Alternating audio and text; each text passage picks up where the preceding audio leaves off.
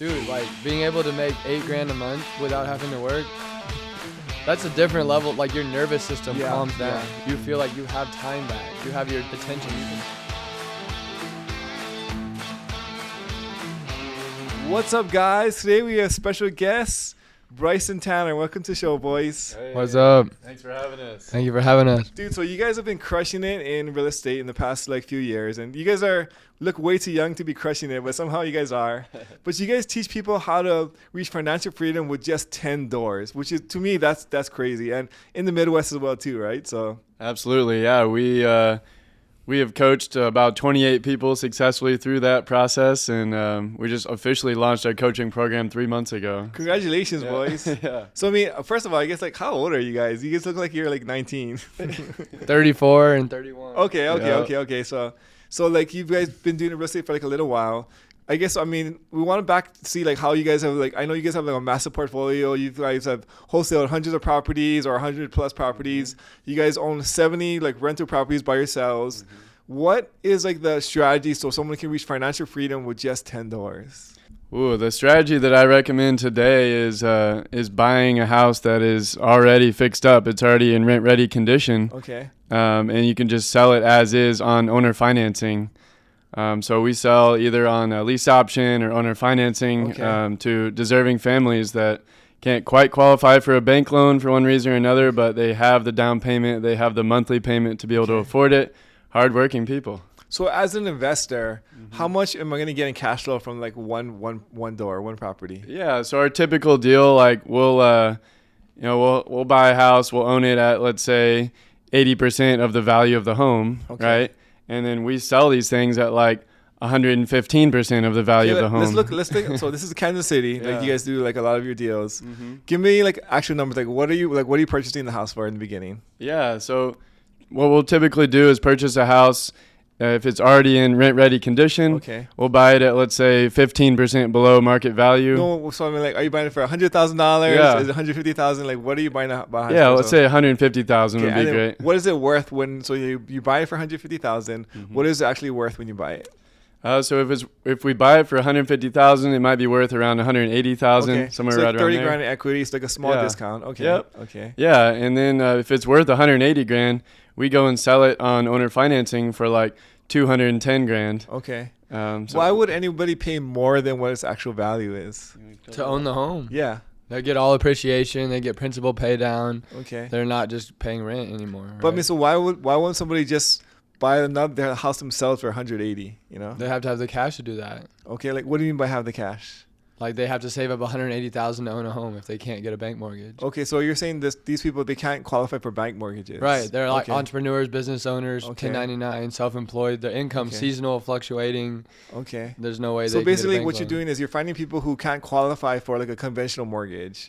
So they can't buy the $180,000 house. Yeah. But then you're giving them the opportunity to own a house, but they're paying a little bit above market value in this It's a case. 2-in-1. They're getting a house plus in-house financing. They don't have to go get other financing. They don't have to use their credit. Okay. They just give us about 10% down. And what's crazy about it is out of the 70 homes plus that we've done this way, we've had 0 evictions and 0 foreclosures. I love it. And that's because of the money up front that we receive, whether it's an option fee or a down payment. The bigger that is, the more likely they are to keep making their monthly payments on time every single month. And this community is typically first or second generation immigrant families. Okay. So the families really bind together to help pay for the mortgage payment. If one of the family loses the job, the brother, the sister, the mom, the dad is going to help pitch in. So we haven't had any issues with that. I mean, just to try and understand this from somebody who knows nothing about real estate, right? Or they're trying to understand this concept. So the house is worth what, $180,000. You're buying it for $150,000 at a discount. Yeah. And then you're turning around and selling it for, let's say, $210,000. Yeah. So what does a person need to bring to the table to buy a house like this from you? Yeah, so what we ask is about 20 grand or so on that one. So they'll save up, let me say, 20 grand for a down payment for you guys.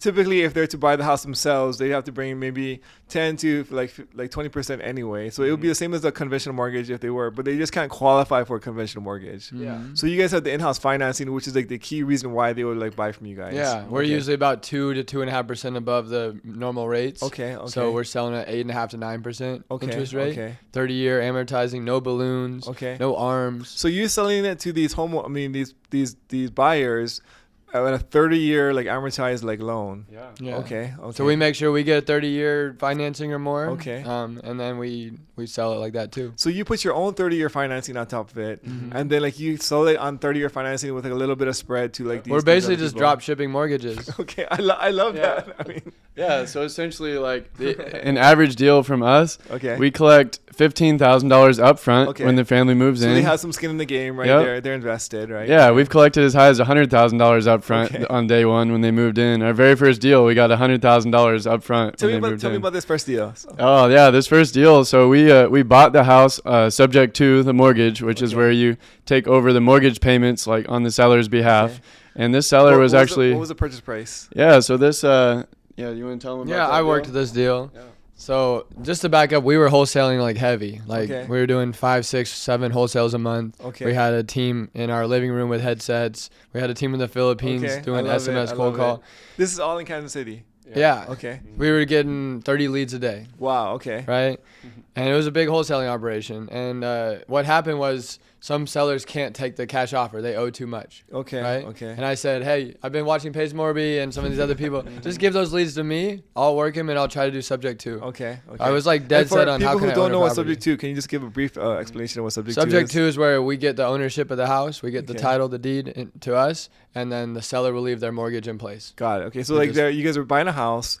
The title transfers over to you. Yep. The seller keeps the mortgage in their name. And we just connect our bank account on the ACH. Paid on their behalf. Okay, yeah. Got it. Okay. We just pick up where we're at. And usually you can get a good deal because they're good rates. Yeah. Especially back at that time, you can get 3% rate, 3.5% rate. Those are good times, man, those 3% rates. Yeah. Okay.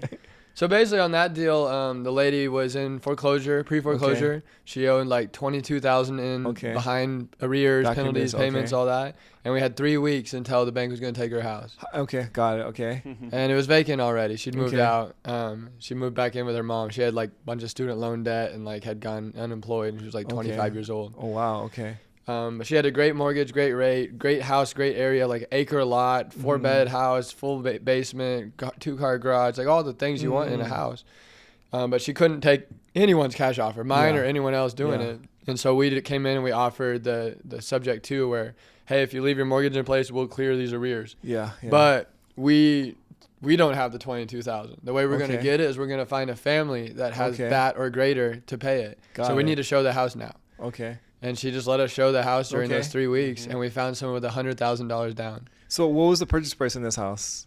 I mean, I can't remember exactly. It was our very first deal, but like it was probably mid-hundreds, like 150. Like 150. Let's say 150. And it needed probably 50, 60K of work by a traditional like fix and flipper standard. Okay. We just buy and sell as is though. Sure, yeah. So we got it for 150, and then we sold it I think at maybe 220. Okay. Something like that. So 150 plus the arrears you had to pay. So you're really buying for like 175. No, it was the combination was like 150. Okay, so 120 purchase plus like the arrears like. Yeah, I think our wholesaling offer was like 105, but we bought it at like 120 plus arrears. Got it. So I mean, you're really paying like net like 150. Yeah. Okay, and then so you found somebody who wanted to buy it as a owner occupied, was it? Mm-hmm. Okay, yeah, we sell owner occupied retail. So he brought. How much did he bring to the table? You said 100K. So he brought 100K to the table, and then you guys used 20 something of that to pay off the arrears. Mm-hmm. Then you just pocketed the rest. How does that work? Well, we had to pay anything remaining that wasn't equity to the mortgage. Okay. We can't have it like off where we owe the mortgage and they don't owe us anymore. That would be pretty wrong and predatory. Okay. So we had to apply to that so the mortgage balances are even, and then we took the rest. Okay. So we made like $70,000 on that deal. On the upfront. Over about 7 months. Okay, wait. So like let's backtrack a little. So you buy the house for 120. You pay off the arrears. So the guy gives you sell it to this other guy for 200 or something along those lines. Then you pay off the arrears for the 20 immediately. Then that 70,000 extra, is that just in your bank account for now? Yeah, basically. Like what happened was they paid 50% down, and then every month they gave another 10, 5, 8, 10, 5, and then they were done. So initially you pocket the 70, it's in your bank account. There's still a mortgage on that property, and the new homeowners are slowly paying that down as either rent payments or mortgage payments towards you guys till they hit the 220 or whatever it is. Then once that's all paid off, then they own the house free and clear. Yeah. Okay. So they owned it free and clear. We also cleared that lady's mortgage by the end of this. Yeah. She avoided a foreclosure and now like paid off a mortgage, which her credit went the opposite direction. Yeah. Right. And then for us, we made like 70 grand just as is. Like we didn't do anything to the house. I love it. And then the guy who bought it, why was he happy? Oh man, yeah. I've been visiting to get a testimony like about 2.5 months later. Dude, like they had 4 bunk beds in the basement. He'd moved in his brother and his brother's kids. And then their mom was living upstairs. So there was like 16 people in this giant house. And they had 3 goats in the backyard. And they had all these coconuts in the basement too. Like he had a restaurant, so they were using it as storage. That's funny. And they were just like shaking hands. Like I felt like a hero. They're like beaming with big bright smiles and eyes and hugging and like dabbing us. And like, I mean, they told us some of their backstory. They had been in like 4 separate houses, all in like war zone, small 2-bed houses, like one-star school districts, rental properties. They're always been renting, and they had slumlord people that don't fix anything, and then suddenly they're in control. Well, the thing is, it's crazy because you guys provided an opportunity that he would not have had without it, and then. Because he's paying rent regardless, right? So these families are paying rent somewhere, but the rent is not going towards like their equity of a house. So there's no home ownership. But what you guys are doing, you're allowing this guy to have a potential for home ownership. So he has a down payment, but he's paying like quote unquote rent, but it's not really rent because it's a mortgage towards his own equity. And it's basically a 30-year note for him. And then after it's all paid off, then like now he has like he owns a house, which is he wouldn't have had like an opportunity without. Dude, the data says like you're 48 times wealthier if you own a home than if you don't. Like, right. So this is like for most people, this is what they call like the American dream. You own a paid off house, right? Yeah. That's 30 years later, you're gonna thank yourself that you have 6, 7, 800,000 in equity on a house. I mean, these are cool stories because I love how it's a win-win-win for everybody, right? Like you think like a lot of times like somebody's losing out, but like the person who's in foreclosure, she's happy. She didn't have a whole lot of options. You guys made some money on this deal, right? So you guys are happy. The new buyer, like owns a house and now he's taking care of his family. It's like win-win around for everybody. Absolutely. It's called like finding purpose in business, like finding something that's actually meaningful in your community. Like before this, we were wholesaling to hedge funds and they were just fixing them up super nice and renting them out. And like now we're creating homeowners in our market. We're creating pride of ownership in these neighborhoods. They start to know their neighbors and pass this house down to their kids and their kids. So we're changing generations to come with it. So tell me, like, I guess, why would you sell it on this versus just like keep it yourself and rent it out? Like, what are the differences and what's the benefit? This is by far our favorite exit strategy. We've closed over 200 real estate investing transactions in the last 5 years. Wow. And with this one, the main benefit is we don't have any maintenance and repair responsibility. That's all the family that lives there. We don't have to hire a property manager. We don't have to deal with maintenance, repairs. If property taxes increase, well, the buyer's payment increases by an equal amount. If insurance increases, the buyer's payment increases an equal amount. So we don't have like a difference between net cash flow and gross cash flow. We just have one net cash flow, and it's an average of about $600 per month per property. So we create $600 in net cash flow on one deal, about $60,000 worth of equity locked in between what we owe the bank and what the family owes us. And then we collect about $15,000 up front on average when they move in. You know, I mean, you went over this really fast, but this is like really interesting to like kind of break down, I think, because I own some rental properties and it can be a headache, right? Because like you're paying a mortgage and then like somebody's like, let's say renting it and then the water heater goes out, right? Or like something like breaks and like as a landlord, you're on the hook. Like you spend $1,000 for the landlord or whatever the thing is. And your time and your bandwidth and your disruption. And then also like, the vacancy thing is huge as a landlord. You're getting new tenants every year or two. Whenever you have a turnover, right? Like if let's say like they wreck the house, you spend another $5-10 grand to fix it up, repaint it, or whatever the things you need, and then it's also like the stress of like when these people like if you got to evict them or all these different kind of things. Dude, we're basically filling up our coaching program with landlords that actually want a real retirement, right? Yeah. The landlord is thinking, oh, my property's vacant. I got to go spend $5-10 grand on a make ready. Then you got to vet a new tenant. And they going through all this process. And then your whole time you're wondering if your property management company's screwing you. I mean, it's what you're also cutting out the property management fee as well too, right? Because that's like another 10% that you're There's no fees. The gross and the net are exactly the same number. Yeah. So the family each month they pay their mortgage payment through a note servicing company. Okay. And that costs $30 a month. Okay. And we charge that directly to the buyer. Like it's in their monthly payment. And it's only $30 a month anyway. So that is the substitute for a property manager. It's just the the note servicing company that we use. Okay, so this is really genius, and so like let's like really break down these numbers here. So let's say I'm a just like a turnkey buyer, right? Let's say I buy a house for $150,000 in Kansas City. I rent it for like $1,000, right? Yeah. If I did your method, and so let's say my mortgage is $800, right, for this point. So I'm paying 10% property management fee, so like I'm getting $900, and then so like maybe like a net $100 a month every month. But if my insurance goes up higher, then it can like say it goes up by $50 a month. Now I'm down $50 a month more, right? And so let's say also there's a repair, like let's say like my water heater goes out and I gotta spend $1,000. Yes. My whole year of cash flow is wiped out for that, right? Let's say I have like a vacancy where like the tenant ends his lease after a year.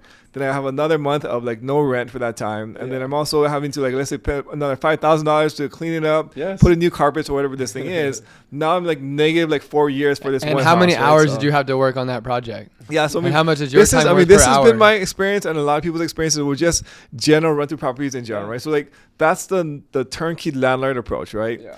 You're in a situation, so like the same house, 150, right?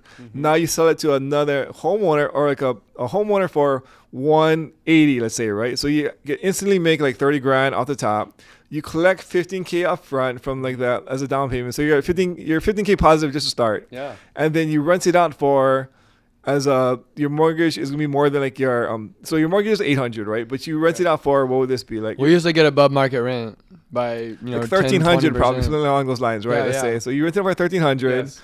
So then like there's the net is like $500 a month. So you're literally, and that's all profit for you. So like there's no maintenance fees, there's no property management fees, there's nothing else. You don't have to worry about like evictions or like the certainty and peace of mind is right? so and so like good. for the next if they just pay for the next 30 years, you'll just get $500 a month plus for the next 30 years, and then you'll eventually get that difference of the equity. The equity actually is. You've mentioned it might be lower, but like if we only owe $150K, typically that family that lives there will still owe us around $205,000 on the house. So we average like $55,000 to $60,000 worth of equity on every single deal. And it's staying that way for 10, 15, and the thing years. is too, like they're taking care of like the house themselves, right? So they're not calling you, hey, can you fix like my light bulbs or like my sink is backed up. You don't call Wells Fargo when your heater goes out. Yeah. So I mean, so this is like just from a landlord point of view, I'm like, this sounds amazing because I just like the stress and the weight of being a landlord is taken off my shoulders, even though I still get the tax benefits. And then like you feel like you're doing a good deed because this person will eventually own a house, right? So. Yeah, and you mentioned the tax benefits and owning the home. Like there's so many different ways you can sell these homes on owner financing. So in creative finance world, we've sold many homes on lease with an option to purchase. We've sold many with contract for deed. We've sold many on owner finance, like a wrap where we actually give title to the family. And so with a lease with an option to purchase, what we do is we do a 30-year option to purchase with rent credits that match an amortization schedule. And then we as the investor, we get all the tax benefits of having a rental property. We've got the lease, the security deposit amount that a refinance lender would ever need to see. We've got everything with this. And the thing is, so you're also collecting a little bit of like interest over those next 30 years. Yeah. But let's say they come up with the cash to pay it off, right? Yeah. Now you have the full equity in your hand, and you basically can just rinse and repeat and do this over and over again. So every deal is turned into $100,000 plus deal. When you add up the math of the 15 to 20 on the front, the 50 to 60 waiting at the end, and the 5, 6, 7K a year for 7, 10, 12, 15 years, however long it takes for them to move. Because there's a lot of people who talk about the joy and like the cash flow of like owning rental properties, and I think as like when you're sold at this dream, like rental properties is awesome, right? And they can be, but then a lot of times it's very challenging, like the things we talked about where like there's maintenance fees or evictions or vacancies, but this idea or your guys' strategy seems to solve all of that, dude. And it's just a totally different paradigm. To me, the rental paradigm is like in 30 years I'm gonna thank myself for getting a paid off house. But like most people want freedom now and they want to live the life of their dreams now, and you're just like 10 properties away from having 5,000-6,000 a month cash flow. That's a crazy point because I think like a lot of times like we want financial freedom like now, right? But like, according to the traditional rental method, at the 30-year mark, that's when the cash flow really kicks in, right? Welcome to your 70s. You have freedom. It's basically like your grandkids why? are gonna get to like reap the benefits of your things, which is not bad. But then according with this strategy, you basically reap it a lot faster. And if like let's say they do pay off the house, like you accelerate the 30-year note like instantly. Dude, it's just in the right sequence, right? Like you go to business conference, you have one-on-one with Ryan. You pay $100,000 a year for Ryan Pineda, right?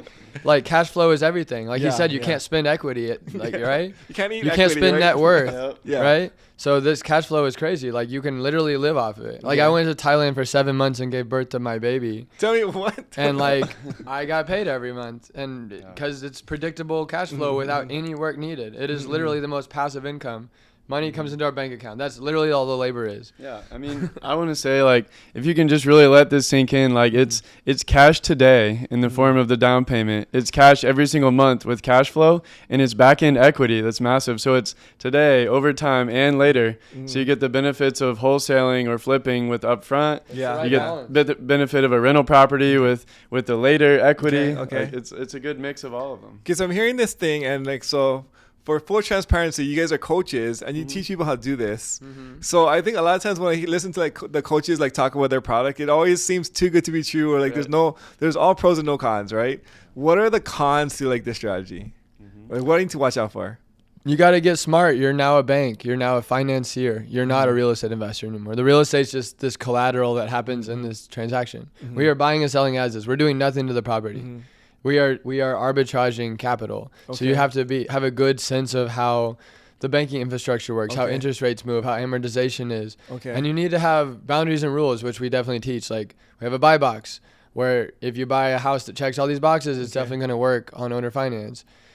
When you are looking at who fills your house, you want to look at their down payment, their monthly income. So you guys are putting a lot of work into this. vetting the potential buyers on the front end. I mean, some degree. Like to me, the main work is making sure someone's going to bring you $20,000. Like you don't offer this offer a security deposit. That doesn't make sense.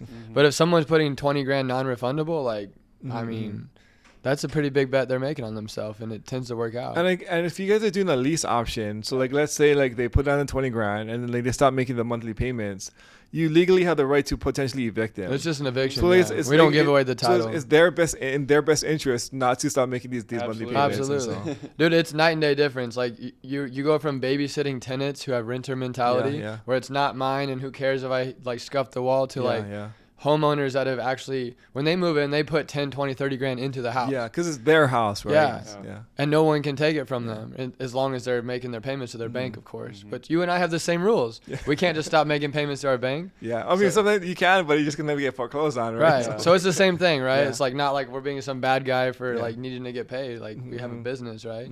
So we have a mortgage to service, so they better be servicing us. And if they stop, then we got to do something about it. But like we said, 0 evictions, 0 foreclosures. So out of how many have you done? So 0 evictions, 0 foreclosures. Yeah. And then like how many of these have you guys done so far? Probably 72 at the time of this recording. And you guys have students. Yeah. How many would you say your students have done? Hundreds.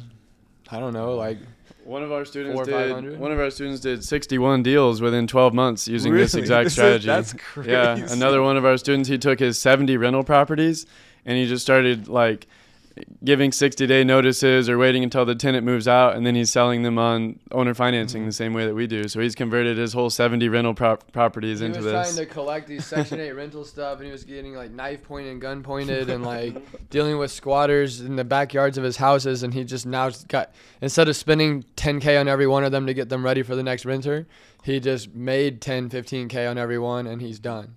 Dude, like this is like, I mean, like, this is really interesting because, he makes 30 grand a month now. Unfortunately, I sold off my rental portfolio already in the Midwest. But if I met you guys earlier, I think I would have done this exact same thing. I would have just turned them, as opposed to selling them, I would just turn them into like these long-term rentals. It's scary because like you don't know what you don't know, and that's why we felt compelled to create the coaching program, because we had to figure out so many things, dude.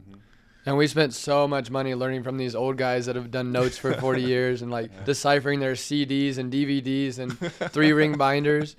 And like, yeah, it's been a journey. We're certified affordable housing providers. We sat through Lou Brown stuff for like, I don't know, 30 plus days of 12-hour days in person in Atlanta.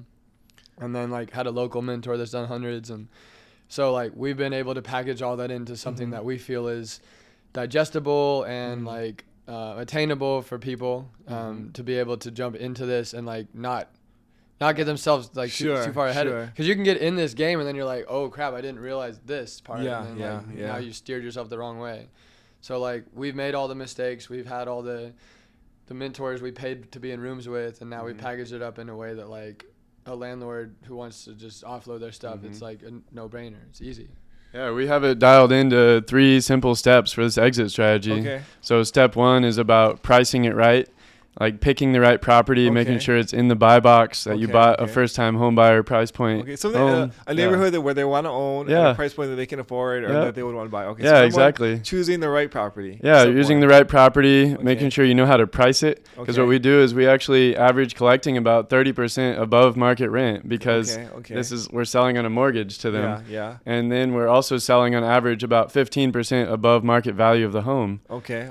So we teach all of that, and then the next step is about how to find your buyer. Okay. And this is where a lot of people, I would say, they're so used to being a solopreneur, they're so used to doing everything themselves, and so they want to go out and find the buyer themselves. But what they don't know is they don't know how to sell this product. They don't know the objections they're going to get from this. And what we've been able to do is we've worked with 8 different people just in the Kansas City metro that they do this full time. They find these owner finance families for us, and so we've built it in house before. So what do they get out of this by finding you the buyer? Yeah, so we work with 2 people right now that are our favorites to work with.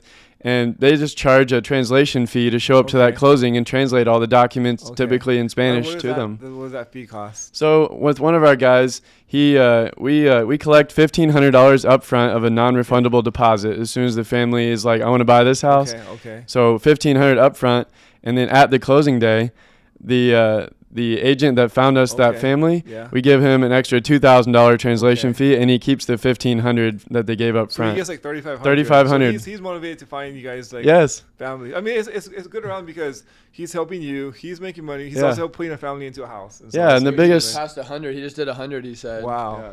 So he's made like about $400K in the last it's a crazy opportunity that you guys are offering these guys. Yeah, dude, this guy went from owning 6 rental properties to doing one of these on his own, and then now doing it for all these other investors. The dude's made $400,000. That's awesome. Yeah, he's like he's like 33. We actually sold 2 homes in the last 2 weeks using him and this strategy, and so we like to delegate that to somebody who's super well connected with the entrepreneur, right? The entrepreneur. He's doing all the lead generation. He's doing the lead qualification. They're showing the houses. They're explaining their program. They're handling all the. We don't know any of that until. I love it. Yeah, and so then after we found the buyer and you want to bring them to the closing table, well, we have all the paperwork that's needed for that. We have all the processes and systems in place so you can close the deal safely, securely, and follow compliance as well. It's so cheap, like we don't even have to use a title company. We use the conference room and we pay a $50 notary. That's genius. I love everything about this. It sounds like a crazy. I'm wondering why like nobody's ever like talked or like what do you think? Let me shed some light on that for you. So we actually learned this business model from a gentleman in Kansas City that is in his late 70s, and he'd been learning it from Richard Paulson and some of the really older mentors in creative finance way before Pace Morby came around. They were teaching this model, and so I think it got stopped at the older generation. A lot of these guys that are in their 70s and 80s, they're like, this is my favorite strategy too. You guys have found the gold mine. And then it skipped all these generations, and now we're bringing it back. When we started doing this in Kansas City, we learned from the guy in his mid 70s, and then we started teaching this to other investors, and now there's over 20 different investors that have followed suit from our lead, and they're like, I love this strategy too, because what we've mentioned is 10 houses to financial freedom. So each house, you get $15,000 up front, you cash flow about $600 a month of net cash flow each month. So 10 homes, you've already received $150,000 up front, and you're cash flowing about $6,000 every single month. And one of our students, all he did was buy 1 house per month for a year straight, and now he's financially free at 25 years old. And he actually did the BRRRR method, but instead of a traditional rental, you do it on the rent to own or contract for deed. You're just supercharging the BRRRR method at this point, right? If you bring do the BRRRR method back. If you do turnkey, it still works. But if you have the BRRRR method, like now, like just like the game just gets like stupid. It sounds like. So if you're doing the regular BRRRR method, it's cool, but like you can literally get no benefit until what? That's what I did. So I did a bunch of BRRRRs like in the Midwest, but then my cash flow was like very small, right? And so like it wasn't. Did it change your life at all, like today? I mean, well, it actually did, because I mean, like, that led me to the next step, right? But those 6 rentals did not change my life per se. But then that led me to like where I am today. That was like the launching pad. Yeah, absolutely. But then I mean, like, if I was to like do like this method on those, I would have cash flowed higher. Probably would have exited higher. I mean, there were just like a bunch of things, cool things that would have happened. And like what we found is like, when you go to things like WealthCon and you hear from these people that exited companies for 70 million bucks and stuff, and you think that that's what I need to feel wealthy and successful. Dude, like being able to make $8,000 a month without having to work. That's a different level. Like your nervous system calms down. You feel peace in your body. You feel like you have time back. You have your attention. You can choose mindfully what your next business move is. There's no rush or urgency or pressure or scarcity anymore. So tell us, what does your guys' life look like right now? Our life is awesome right now, dude. Tell me about it. I mean, I guarantee a lot of the listeners are making more money than me every month. But like the way I make it is I spend 5 minutes a week on our business. Well, I mean, so Ryan also talks about this too, is like the return is like how much time do you put in, how much do you get, right? So let's say I work like 80 hours a week and I make $200,000, right. Or let's say I work 1 hour a week and I make $100,000. Like the 1 hour a week to make $100,000 is way more valuable than working 8 hours a week to make $200,000, right? Because it allows you to grow as a person, because it allows you to grow spiritually. Like what's really important to me is, how can I deepen my relationship with God? How can I deepen my relationship with my wife and my immediate family? Spend more time with my 90-year-old grandmother. Like this is what's important to me, is like Tanner, raising his child, and like that's my little niece, and getting to spend time with her, seeing her grow up, spending time with the Lord, and then serving and doing good in the community. And that's really what led us to launch this coaching business, because we're seeing people that are trying to sell homes on owner financing, but stumbling along the way, maybe buying $500,000 homes and trying to do that with this model, and it's just not working. So we've been able to really give back to others and teach them a smooth, repeatable system that works. So can you remember back like why you got started in real estate? Like the very first seed of why? So I read Rich Dad Poor Dad. Yeah. I was working in W2. I was like, I just want passive income. I want financial freedom where I could not work and get a paycheck. Like I just wanted like that's literally everyone's answer. Dude, it's also crazy too, because when you think about like the model that you guys are offering, it's like because there's no like stress or work involved, it really is true passive, and you're not worried about like the ups and downs of maintenance or vacancy. So that's a huge piece of why I think it's really crazy. And I think a lot of people think like they need so much money to live, but like if you just live a modest life, like you don't need a whole lot monthly, as long as it's consistent and you don't have to worry about it. Then we don't need money. We just need like time and freedom with our family. And so like the money is just a tool so we can get there, like, so like if I could, I mean, like I think like it matters. Obviously different people have like different ambitions or dreams, but like not everybody needs to drive like fancy cars or have like a nice house. They just want freedom of time, like that's like the most important thing. Dude, that's what you get it. And I think what happens is we start to develop this narrative of like, well, they tell me I can't quite have the passive yet, so I got to go flip, or I've got a wholesaler, I've got to do rentals on the side of flipping, and then I've also should keep my job, and then I should maybe also do a sales commission role for someone so I bring in more income. And look what happened. You suddenly went the opposite direction of having time. Well, you have to. So like this, without a strategy like this, the other option is you have to make enough of like active income so you can pour it into this active, this passive like roller coaster of a rentals. Because I was trying to reconcile this in my mind, because this is what everyone recommends. It's like, well, just start flipping houses and then do your rentals and then also keep wholesaling. I'm like, bro, like I got in this for passive income, for time freedom, for location independence.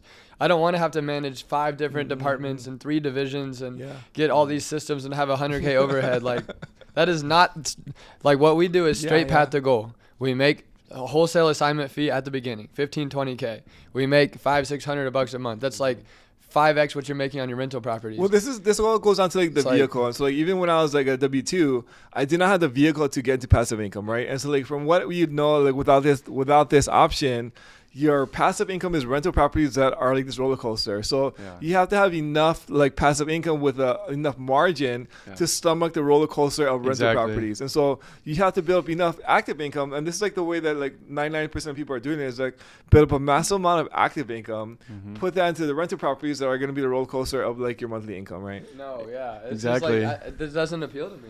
One of my friends in Kansas City, he negatively cash flowed on his rental portfolio last year, negative $39,000. Okay. So he had to start a lending company as well. He had to start doing extra flips because he lost $39,000 throughout the year of negative cash flow on his rentals. So being able to transform people's lives like this, but I want to let you in on like the biggest reason that I do this business model is not for a lot of these reasons we've discussed right now. It's actually purpose. And so when I show up to these closings, these lease option signings, these contract for deed closings, these owner finance closings, these families, oftentimes they bring their kids along, they bring their parents along. And there's a lot of tears being shed. There's a lot of hugs going around. There's a lot of pictures being taken. It's like, thank you so much for allowing me to buy my first home in America. And they've often been renting their whole life, and now they're a first-time home buyer, and it's just changing their life forever. That's so awesome. I can picture that. That's so cool. It's fuel, man. Like you want to keep doing it. So what does your guys' life look like? What's the day to day like what does it look like? Dude, my life's cool right now. I mean, I'm in Vegas this weekend at WealthCon. We play a lot of frisbee. I play ultimate frisbee. So I'm gonna end up doing 7 tournaments this year. Wow, they're mostly traveling tournaments. So this is all what are you guys? Because you guys have a coaching program and you guys are like buying rentals and doing these things. Like what? I mean, like so. How do you have time for like work and everything? You know. I mean, I don't work more than like 25 hours a week right now. Okay. I work mostly Tuesday through Thursday. A little bit of spillover on Monday and Friday, and then you're an entrepreneur, so you're always kind of working, right? Like we're kind of working right now. It's Sunday afternoon in Vegas. It depends on what you consider work, right? So like going to dinners with friends or other investors. For me, I'm thinking of work as like things that you need to do to like if you don't show up, the thing doesn't get better or move forward or whatever. What you're saying, And right now, that requirement is literally nothing. Like everything I'm working on is all growth oriented stuff. Like we could just stop and the cash flow comes in. We make $100K a month of gross like income off of our properties. And that doesn't change whether I work or not. So what my day to day looks like right now is like I'm getting 8.5 hours a night of sleep. I'm waking up and I'm usually like walking barefoot in my yard and praying and doing like affirmations and stuff. And then I'm coming in and like having a meditation. I'm sitting there with my wife and baby and watching her get fed while we're FaceTiming our family in Thailand. I like show up and I do creative stuff. So I think about hooks and reels and YouTube videos we want to make. I get in my phone and message people that like are I just got invited to Antarctica. Crazy. I'm going back to Thailand in January. So I just spend lots of times in communication and connection with people. And then I've started this thing 5 years ago called Dharma House. Dharma is like this word for like your personal path, living by like right truth and right principles. And so we have these massive pool parties at our house. They're like 200-300 people. We have DJs, we have fire spinners. At this point, we have a whole committee of people that are all volunteers that run it. I'm kind of the head of it right now, but we have a COO girl in it.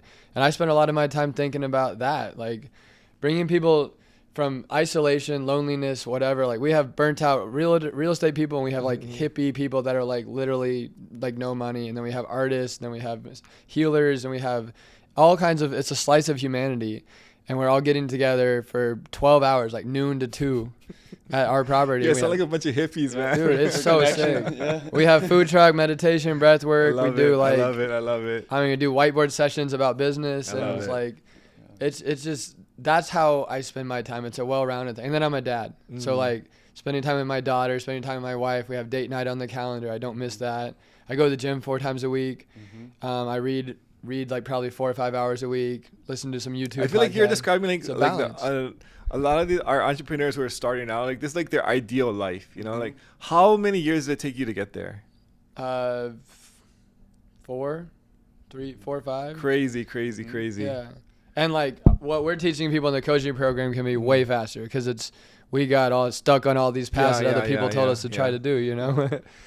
What does your life look like, Bryce? Ooh, my life looks like, so I'll typically go on a camping trip with my wife, and we like to do like a lot of biking, hiking. We love the mountains, things like that. Just getting off anywhere where there's no cell signal for a few days and spending one-on-one time with each other. So the business is still running even though you have no cell signal and you're not doing anything like that? Yeah, exactly. So the thing about this business is the note servicing company, they collect the payment from the family each month. And so they are their point of contact as well. So I don't actually talk to any of these families that live there. all we do is we make sure our underlying mortgage gets paid, and then this family pays into the servicing company every month. So what work is there to do? There's basically, if you want to start buying, if you want to keep buying more houses, then you can have some work with that. But even that, we delegate that out. So we just buy using a real estate agent, or we buy from a wholesaler. We don't actually do any direct-to-seller campaigns, because our thing is the arbitrage is the finance of buying a house below market value, selling a house above market value. Yeah. You know, I mean, just thinking out loud is, like, as a landlord or as a, what would be really interesting to me is, like, I don't want to have to do all the work that you guys are teaching. Yeah. I just want to give you my portfolio and say, just convert this to me into, like, the thing that you're doing. Like, you know, like, if I could just pay you a fee, like, hey, here's a fee, take my whole portfolio and convert it to what you're doing. Like, what would you pay for that? I'm thinking a lot. It matters how many I have and like how many. Let's make a deal. I'm just saying, like, it matters how many I have and how big the portfolio is. But like, if as a landlord, I'm like, dude, like, this is like a pain. Like, I just want to convert this for me and like, just let me just pay you to convert my portfolio. You know, I feel like there'll be a lot of people who would have the same need. Yeah. So right now we have a coaching program. It's a lot of fulfillment if we're gonna offer that up nationwide. What I'm just saying, people. Like, because like as a landlord, I'm already tired of like doing all this work. Like, I don't want to like learn and then like something new that I have to like learn. I just want the end result that you guys have. Like, you know, so if you could just do like that conversion for me, like take my rental portfolio, turn it into like an owner portfolio, and then maybe like you take like half of like the fee, whatever the thing is. It makes a lot of sense. I feel right now, what we're doing is we're fast tracking everything for people. So we're making sure they get their paperwork right, their underlying financing right. If they want to pull HELOCs or whatever, like we're working in tandem with people. Yeah. And then now they've got it. And then you're right though. Like, you see what I'm saying though, right? Like there'll be a ton of guys who it's like, hey, like, yeah, I'm lazy. Like, I'm the reason why I wanted passive income, right? But like, it's just I don't want to have to like learn a new strategy to convert the next thing that we're working on is building a platform, and this is a whole nother endeavor because it involves software. But it would be a platform for buyers, sellers, and private capital to all get placed together where we can do this with zero banks involved. We have a fund. It's on a blockchain. It's got millions of dollars in it, and it can buy properties free and clear in partnership with the investor operator. So like the landlord people. Now those people can take it, put it on the platform, and buyers are already pre-vetted on the platform. You can see who they are, how much they have, their documents, all that stuff, checked by an authorized third party that says that they have, ability to repay. That kind of system. I feel like that's it's possible to get there, but I feel like the magic is like you're one guy who goes on and finds like who vets those people. Like, that's the magic guy. And then like, I mean, obviously like some of the paperwork in your systems and the strategy that you have like developed. And like, I mean, more so than like the platform, like, you know, so like the key is finding that person in your market and then just giving them the ability to do it. Like, and it's not that hard to work at all. It's just taking in leads and asking them how much they have and if they want to move now and what kind of house they're looking for. Yeah, I can tell you how, like, we just sold 2 houses this way in the last 2 weeks, and here's how the experience goes. It's like, hey, here's the pricing that we want to sell the house at. Yeah. Here's the down payment, the overall sales price, all of that. And then we get a text message saying, hey, I've collected the $1,500 non-refundable deposit, and he wants to close tomorrow. And we're like, can we have like 2 business days maybe? And so we usually get a 2 business day minimum, and then I'll just draft up the closing docs. It takes like an hour to do that. We have the templates for all of that, plug that in. And then for this one, we actually sold it while we were out of state. None of the owners were there. So literally all it did was have the title company printed out. I went there and signed it, got it notarized, and leave it there for our agent, the one that's doing the translation, and the family to come meet there and do the closing. So I didn't even have to be there. I'm telling you guys, like, you need to craft an offer for a done-for-you service. Like, I guarantee, like, I think I have a ton of friends actually who would just love to just turn my portfolio of like trouble to like owner, like, you know, like just, and whatever you can, whether it's like a percentage or like the difference, whatever it is, like here's my portfolio. You tell me what you can do, like, you know. Absolutely. I mean, I think it's like we want to teach a man to fish type of phase right now, where it's like, if somebody has 70 properties and they want to do this on another 70 and they want to keep buying more, well, now they have this skill set, they have the network, the connections to pull it off themselves. One of our students, he did 61 deals where he was buying those new deals and doing that exit strategy on them. All within 1 year, he did 61 deals. So instead of doing it all for him, we just taught him how to fish, how to do this method, and now he's just scaled it like crazy. Well, I mean, both of the ways work, right? Yeah. So, but I'm just saying, like, it's the service, like the strategy you offer is so valuable that depending on where the person is in their journey or like how much time, energy, and free energy they have, like if they already have the portfolio, like versus like if they're starting from scratch, you need to build wealth. Right. That's different than like, hey, it's like troublesome wealth for me. Like we want to work with the troublesome wealth people. That's what I'm saying. Like you know, it's like so the done for you offer would be brilliant. What do you craft one? Yeah. I mean, I'm just thinking, okay, so like you. Like let's say like their house is worth like 200, right? You're gonna sell it for let's say like 225. Yep. Like if you guys just take half of that or something and say, here our fee is this amount, or whatever the difference between the appraised value and then what we're selling it for or something, and then I say it's cleaner if you don't have a cut of like the interest monthly because that gets dicey. It would just have to be like a fee, like a one-time up front like thing. Either a minimum flat fee or a percentage of the thing, whichever is higher or less, whatever that makes sense for you, you know. Yeah, we could take a fee out of the original down payment that they receive. Yeah. And with these, it's amazing with this model. Like, so right now we're paying like $3,500 to have this person find the owner finance family. Yeah. And if they're bringing $20,000, we get to keep $17,000 of that up front. So being able to do that for other landlords, that's what we're teaching people how to do. More out of that down payment to have it done. It would be a bigger amount. Now you just have this ongoing note that's cash flowing you, and that's more of what you're interested in than getting an extra $5 on your down. I mean, you're trying to get rid of the trouble. Yeah. So you're paying for like get me rid of like the vacancies and like the repairs. Would you come out of pocket to pay for it too? I think. Well, I mean, so like you wouldn't need to, but then I mean, because like if you took the full 20, right? I mean, like that's I mean, like so you're saying on top of that, so you pay another $5,000 on top of that. It's just like usually when you're hiring a service, you pay for the service rather than like the service getting the performance. So I mean, so you get paid regardless of what you're saying. Because it's gonna be hard for cash flow on our end if we don't get paid until the performance. The thing closes. Because we have to buy leads and all that, right? I mean, if it's like I'm just thinking out loud here, right? So like if you like, let's say I have a property for like it's worth $200,000, right? And so you're gonna sell it for $225, and then you're gonna take $3,500 for the your finder. So like it's gonna net like 21 or something, right? So then like from that 21, let's say like you were to take how much of that would you want for it to be worth your time? Right. Yeah, I mean a lot because right now with coaching, like the time is super efficient. Okay. Right? Like we have a course, we have a custom GPT with everything we ever known about this. We have the live group stuff, and then we're gonna develop a one-on-one price that's probably gonna be $50,000 plus. So if you just took that full 21, would you be happy with that? Yeah. Okay. I mean, so that way it would be like nothing out of my pocket. Just convert my thing into like an owner thing. I'm gonna get consistent higher cash flow because I'm basically saying here, turn my rent $500 like $300 more, and I don't have to worry about maintenance. Like so and we go make a CRM and put leads into it with a nationwide Facebook ad. You're converting my rental portfolio into like an owner-owned portfolio, and then so I keep all the equity minus the difference that happened. But then like you're taking like the difference in the fee of like the whatever you sell it for. And these leads are cheap too. There's not many people targeting this kind of a buyer. Yeah. Right. They're like $2 a lead on Facebook. I mean, transparently, the kind of buyer we have is typically going to be like low 30s, have a couple kids under 5, usually Latino. Yeah. Latino, Hispanic people. They're like not 1099, they're cash, like they have a flooring company, a roofing company, general contracting. They have 5-6 family members. On paper, they look terrible to a bank, but they actually have like a good source of income. And they work in cash. They don't take debt. They've never used their credit system. They're upstanding people. They work hard. It's awesome. And they have to have a social security number or an ITIN number. We don't sell to any illegal immigrants either. Okay. And that's what allows the servicing company to be able to collect the payment for us each month. Yep. So it's a really good deal to sell. So we've basically aligned ourselves to the Latino agents that sit in the middle of this world. Got it. Which is a different world than like where you come from at real estate conferences, where you're meeting more of the investor person.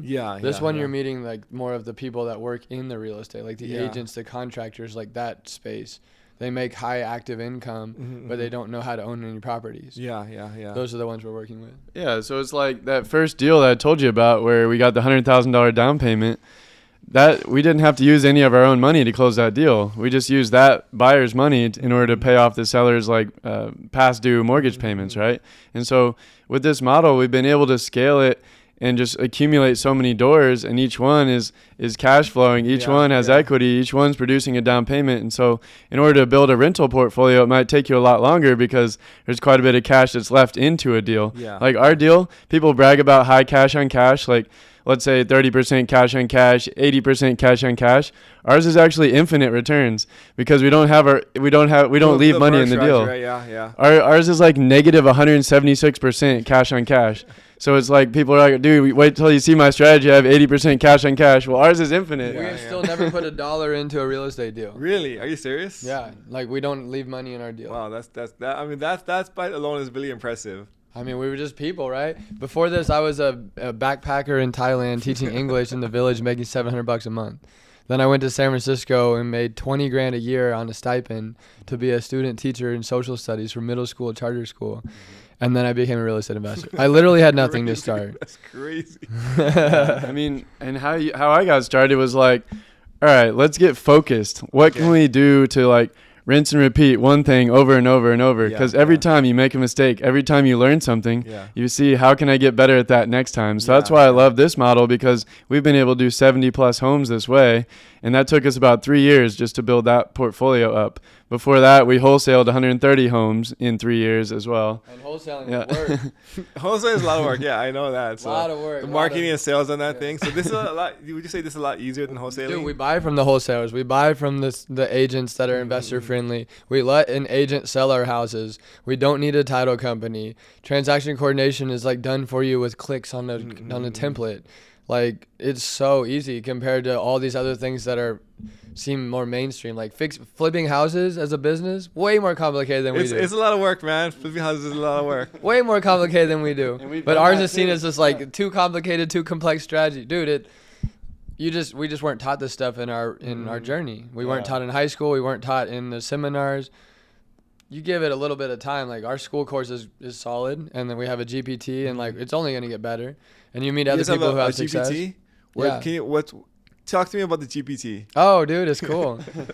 So we have an AI meeting note taker that comes to all of our stuff, and we basically transcribe every coaching session and put it in the GPT. So the GPT is basically like, it's like an AI model that you guys are just feeding it all this like coaching information, and then somebody can come in and just ask it questions, and basically it's like you guys. Yeah, we basically got certified in coaching by doing this emotional intelligence leadership training 100-day thing, and so I put in a bunch of the lessons and principles from that, and then I put in a bunch of stuff about our real estate company and some of our training docs for our COO and stuff like that.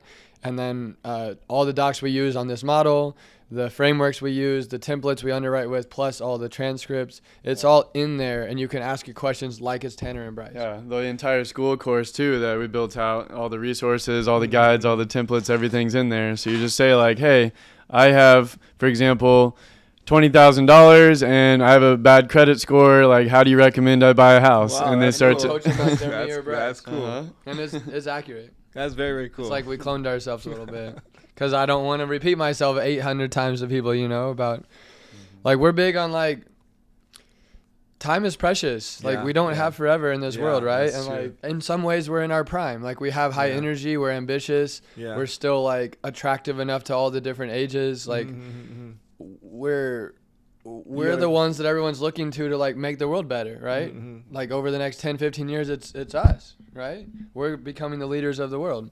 So why would I sit there and repeat myself 800 times when like I could be building the next thing? I love it. I love it. Where do you guys kind of see yourselves in the next maybe like 3 to 5 years? In the next 3 to 5 years, where I see myself is out doing mission trips for God and help convert people over to Christianity. I see myself going out to visit different charities, seeing the work that they're doing, immersing myself in that environment for a week or two at a time, traveling the world, experiencing new places, and spending as much time as I can with my family. I live really close to my grandparents, my mom, my brother, my dad, my wife, my niece. So spending a lot more time with family and focusing on my mindset and my personal growth, and how can I get rid of limiting beliefs, build better habits in life, and just have an overall like greater fulfillment out of life, have a lot more time freedom to put into it, fill my life back up with whatever I want, which is God and family and personal development. That's really what I see. And just in terms of business, so what I see myself in the next 3 to 5 years is probably owning about 10 to 15 companies that are all like spin-offs of this real estate company and the coaching business we already have. But I want to be the owner. I want to be on the board of advisors. I want to be able to go and do a silent meditation for a week straight and then go hike Mount Everest and come back a month later and do a board of advising consulting meeting on the company. I want to be the owner. I want to have a CEO and a COO running these things. So that's really where I see myself going. Dude, I love it, man. I love it. Same, very similar. Like I intend on being partners with him. Some of the maybe new things for me would be working on education related things. I have a master's degree in education. That's what I was doing before, and my daughter will be kind of 4, 5, 6 years old in that time frame you mentioned. So getting really active about like how can she be an amazing like citizen of the world. What principles of right living can I impart to her? How can I do that through immersive experiential learning and cross-cultural environments? Stuff like that has been really impactful in my journey, being able to grow in this intentional way that's wired with your gifts. And then I also like love doing stuff like leading and creating community. So where our business is definitely headed is the more in-person experiences. We've had a few different amazing ones, but a recent one was we got a group of like 19 people to come out to Thailand. We stayed together for 10 days, mostly in Phuket. So like this amazing beach resort island place. We went scuba diving, rock climbing, hiking, had this big Airbnb on the beach with a couple infinity pools. Like all had motorbikes, all were getting Thai massages, eating Thai food. Like trips like that with friends like every quarter or so that we're like intentionally connecting and growing and like transforming ourselves. And we come back into our real world and we become a source for positive change and transformation, showing people what is actually possible again in their life.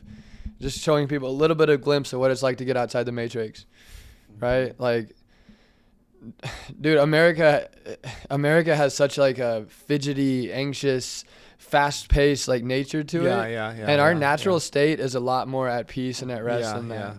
That's why getting out into hiking and nature and just getting out of like the hustle and grind of just like I guess like hustle. So it's more about achieving a way of being as a sustainable, consistent. Like I'm grounded, I'm present, I'm alert, I'm in service, I'm giving, I have time. There isn't lack, there isn't scarcity. Like just being in that mode is essentially like where I am now and where a lot of people around me are now too. I love it. I love it. And like we're to the point in our journey now. We've been full-time like entrepreneurs. I mean, I've been doing this since I was 18 years old. I haven't worked a W-2 job since I was 18. It's been 13 years in a row of having my own business. Crazy. Okay. So I'm just a born and raised entrepreneur, always have been. I was doing day trading stocks before this. I turned $12,000 of my own cash into $94,000 in 3 years. Doing day trading, I learned from Tim Sykes, if you've heard of him at all. And then eventually we flipped our first home, decided to do the wholesaling business, did 130 of those. Now we own a little over 70 properties in the portfolio. And we ask, what's next? And we ask, like, what does God want me to do in life? What does God want me to create? And if you can get to a point where you are fully relaxed, you're fully present, you're listening to the people that you're sitting with, you're looking them in the eye, you're helping them to feel loved and heard and understood. Like, this is what gives me chills, is like helping people to feel like you're not alone in this world. You don't have to focus on making money all the time. You don't have to be busy all the time. You can get time freedom. You can feel purpose in your life. You can get financial freedom as well, all at the same time. You can have it all. I love it. I'm leading a group guided meditation every Wednesday now, and that's basically what it's about. It's about bringing back yourself to authentic presence, joy, peace. I went to India and I lived at an ashram for 30 days and I learned yoga and meditation. And I did 2 separate 10-day silent meditations training on Vipassana, which is like insight-based meditation. It's like subtle understandings of how you're wired and what tensions you hold and what traumas you haven't released and stuff like that. And so now I just hold space every week. Like I do 8 a.m. Central Time. And anyone that wants to pop in, I'll spend 20 to 30 minutes guiding us, and you're going to feel like a reset. That's very cool. Yeah. So last question for you guys. Somebody who's just, I guess, like they hear about your strategy or they want to try and attain financial freedom for themselves. Yeah. What one piece of advice would you give them? So if they already own some rental properties, maybe they've got, let's say, 10 rental properties right now, long Let's term. say they own no rental properties. All right. They're just starting from scratch, right? So yeah, for someone starting from scratch, the big thing is to get clear on your resources, your skills, who's in your network, what kind of connections you have. Like, are you really good at sales? Are you really good at managing contractors? Do you have $40,000? Is your credit score 500 or 800? Mm-hmm. Getting clear on all of that. And then from there, you can make your decision. For example, if somebody has $40,000 in their, like life insurance plan or some way to access their 40 grand, and they make good money in their W-2, what I like to recommend is buying a house that's already rent ready. It's basically like buying a turnkey rental. Buy that thing at like 10 to 15% discount. And we like to buy using a DSCR purchase loan. Okay. You can even work with a local bank to get an even better deal to not have to give a 20% down payment when you purchase. But that is my favorite way because you don't have to manage contractors. You're buying with a 30-year loan from the beginning, so you don't have to pay to buy with hard money or private money at the beginning and have two sets of closing costs. Mm-hmm. So you get straight into a deal like that. You can turn around and sell it that same day, that same week on the rent-to-own or owner financing. And just keep scaling your portfolio that way. That's really what I recommend. And that's in the scenario that you have like 40 grand saved up, you can afford that 20% down payment. And all you got to do is connect with a real estate agent to go make offers on houses. We like to have our agent make offers on houses that have been listed for 45 days or more that fit our buy box, which is like first-time home buyer price points, like $200,000 houses in the Kansas City metro, because in Kansas City they're worth like on average like $330,000. So we like to be the first-time home buyer range is usually like 30% below whatever the median price point home is in your metro area. So that's what I'd recommend for someone brand new getting into it. Can you repeat the question? So I mean, somebody who's just starting out, they're trying to they see, I want to reach financial freedom, but I don't have like a whole lot of experience or anything. But one piece of advice would you give him or her? Everything Bryce said is true. From the more right brain perspective, I can give that one. Yeah. I would say really look at when you've had like big progress in your life where you've transcended something that used to be a chain holding you back. Really look at those leaps you made and go internal about what it took from you to make that. That is where a lot of your power as a creator is going to lie. And if you can apply that to whatever you're building, you're going to succeed. It's like the hows start to figure itself out when you're pulling it from this deeply authentic place where you have a well of strength and commitment and perseverance and being relentless. You're going to figure that out. So I would just get really grounded in, when did you get to move out of state for college or go study abroad or like shoot the shot and get the girl that was way out of your league, right? Like, what did it take in those moments? Because that's what it's going to take here. You're basically sprouting something from nothing that is hard to do. It's unnatural to do. You have to exert effort on it to get this thing to germinate and seed and grow. But if you come from the right fruits internally at the beginning, it will eventually bear fruit. I love it. Well, thank you guys so much. Appreciate you guys being on the pod. Congrats on the success.